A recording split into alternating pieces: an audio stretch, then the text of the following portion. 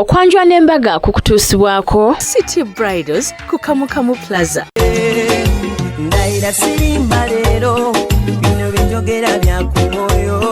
toboyo mutima gwange munda kwegukubira nze ne kuntujja omukwano leero njagala otegere nti wampamba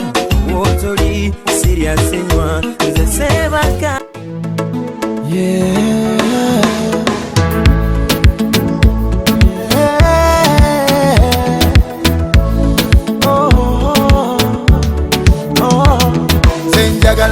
Jagala baby byonjagala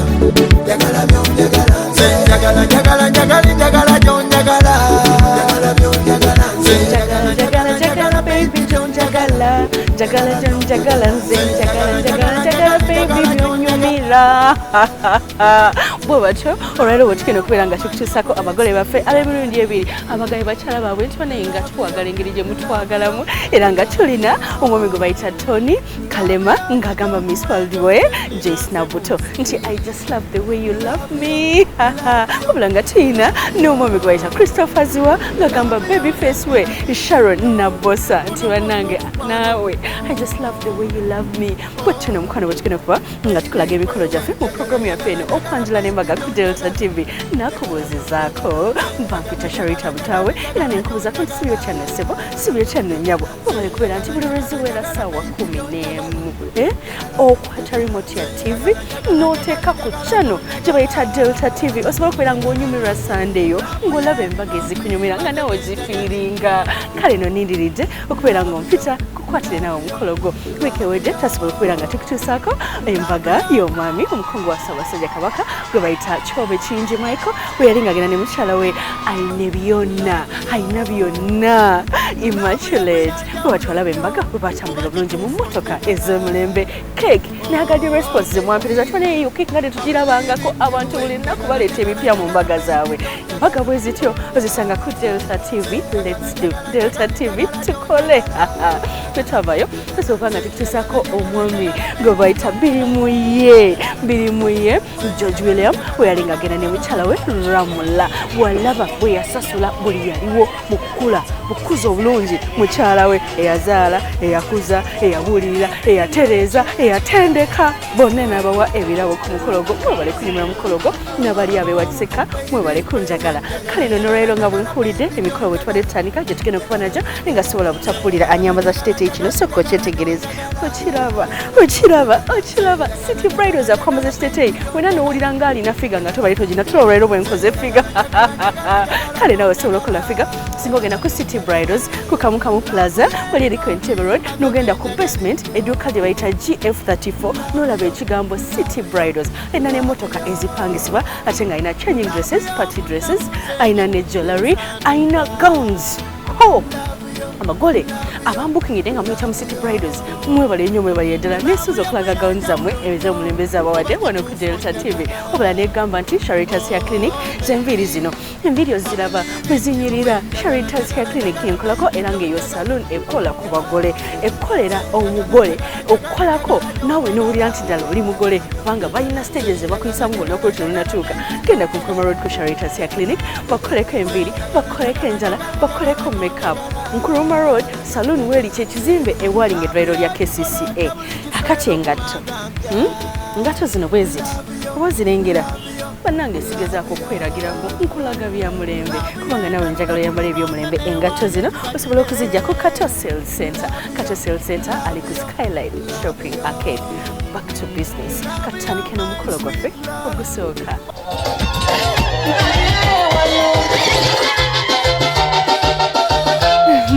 Era ng'omukolo gwaffe mukwano ogusooka tugenda kubeera nga tusookera mu kwanjula nga tugenda kubeera nga tugenda gayaza manyangwa mu maka g'omukungu wa Ssaabasajja Kabaka yatwala eggombolola y'Ennangabo byonna ngenda kuba nga mbikunyonyola wali eri bwentera okunyuma emboozi ng'ebifaananyi bwe bitambula era ng'omwami oyo bamuyita Kavuma Sam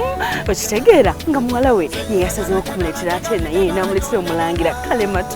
Kalematone agamba nti ye bye yali yeetaaga yabizuula mu Nabuto Joyce era wakyamuyita Miss World world we nayagadde engeri gye bafaananamu bwe basmayilinga ye olina engeri gye beenyumira omukyala gomesi yazitendese bulungi sikuzitereka bula yazimakinze bulungi wedda olwafuluma ng'ate ayongera okulabika obulungi omwami we bw'atyo senga nalaga nti kino ekika kyozeemu tubeeraga yazanangabo naye ate bitambula n'omulembe tubimanyi senga mu kutulaga omugole omwami yagidde mu mmotoka nkonyomeza byaki leka tulaba omukolo gwo okyala ba Delta TV zibamita Sharitah Mutale natomboli misana gayina likolona monite lokolayo sitina olaba kolinga kasana tumi wewale nnyo omukwano okuwaayo akaddeko kana kalungi nolaba Delta TV ku ssaawa 11 buli lwa Sande luno gwe mukolo gwaffe ogusooka era ng'olunaku lwaliro tuligayaza manyangwa kwanjula tuli mu maka ga mukungu wa Ssaabasajja Kabaka atwala eggombolola y'Ennangabo mu muluka bw'e Kabubbu mu ssaza lya Ssaabasajja Kabaka ery'e Kyaddondo wano mu disitulikiti y'e Wakiso. Omwami ono bamuyita Kavuma Sam. Yano ge maka ge era nga omugole omukyala Joyce Nabuto yasazeewo okukozesa bright colors zezino langi ezisika amangu amaaso gaffe era nga wezigatta wamu zikola bulungi nnyo decoration. Ku ntimba ye yataddeko ebintu eby'enjawulo ebyabadde biraga nti omukolo gwani nga n'omwemu abadde amazzi agaliko ekifaananyi kye n'omwami we.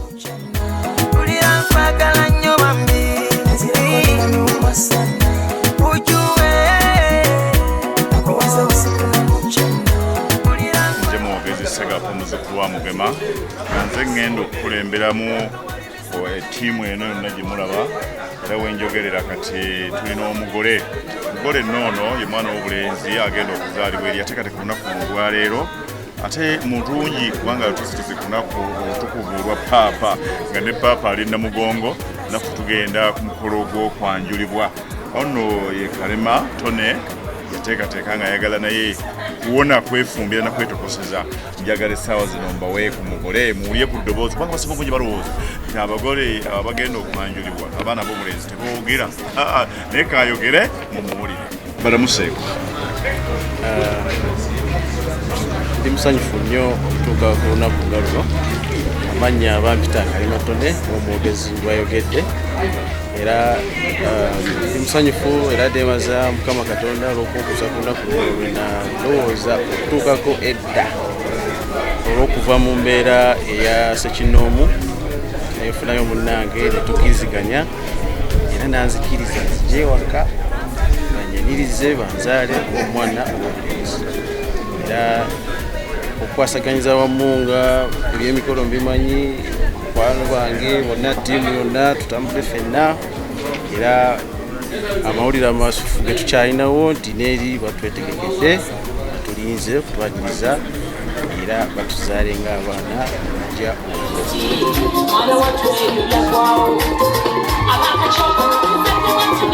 abalugabe nabango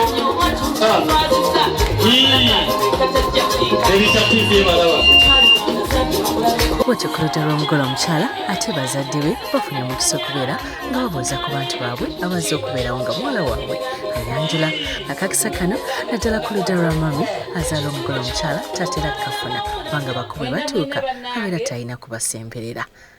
ng'obuwanga bwaffe mu Baganda bwe bulagira. Bannaffe tweyanzeege era Mukama yamujje bannange abongere ekikopo kibayiire mu kiseera buli omu bannange ebyo bye byange wekiri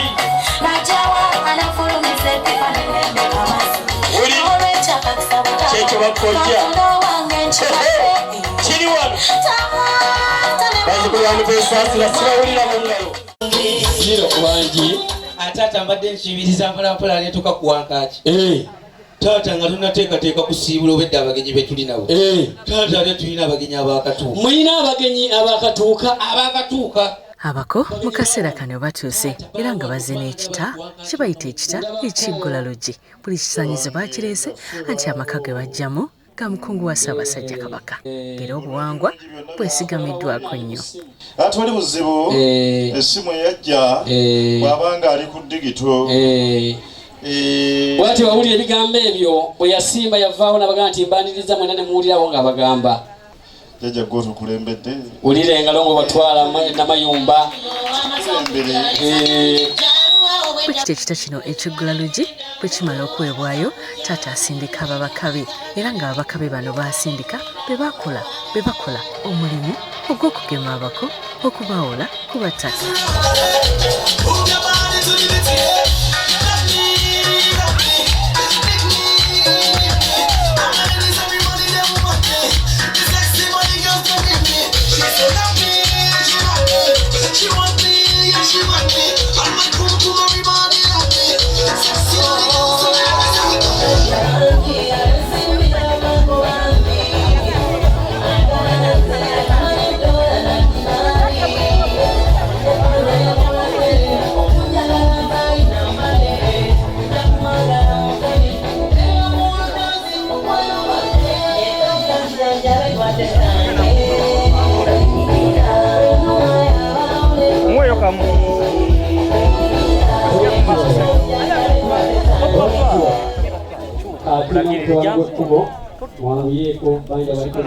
Kale lubereberya bali mu nnyasa tumwe mwagamba ki?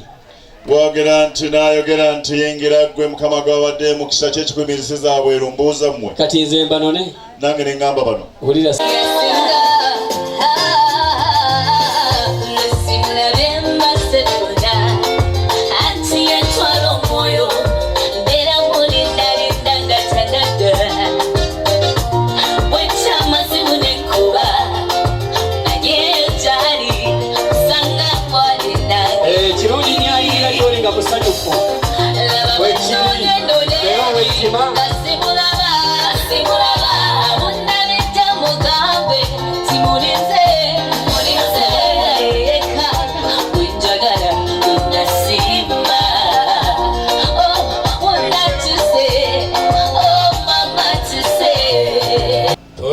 twebaze Katonda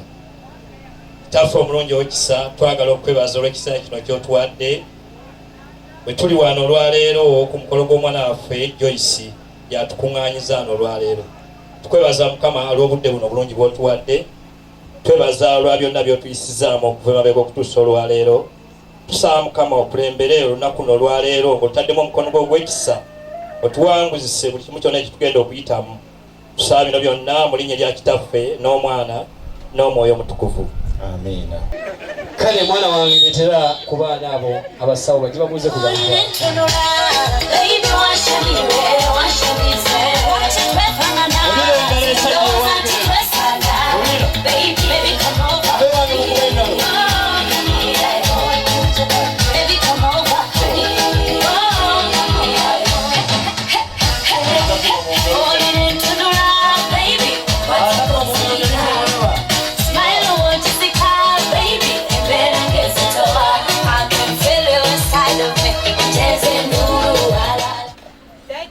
Wanji obuzudde wange mukube mu ngalo bangi obulwadde bubula. Abalwadde olina mumameka? Asooka yalwalumba ekyoyo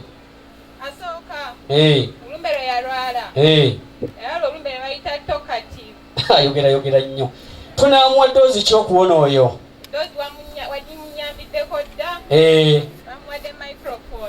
Mumala mukikoleko mu ngalo tekuba mu ngalo Mukama akunona. Ate owokubiri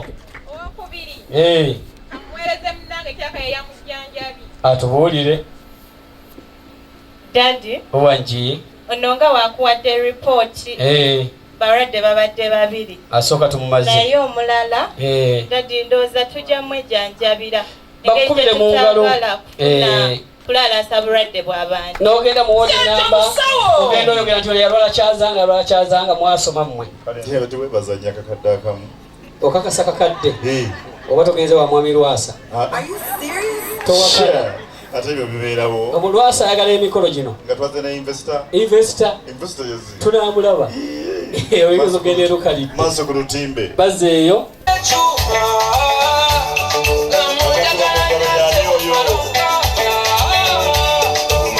Wanule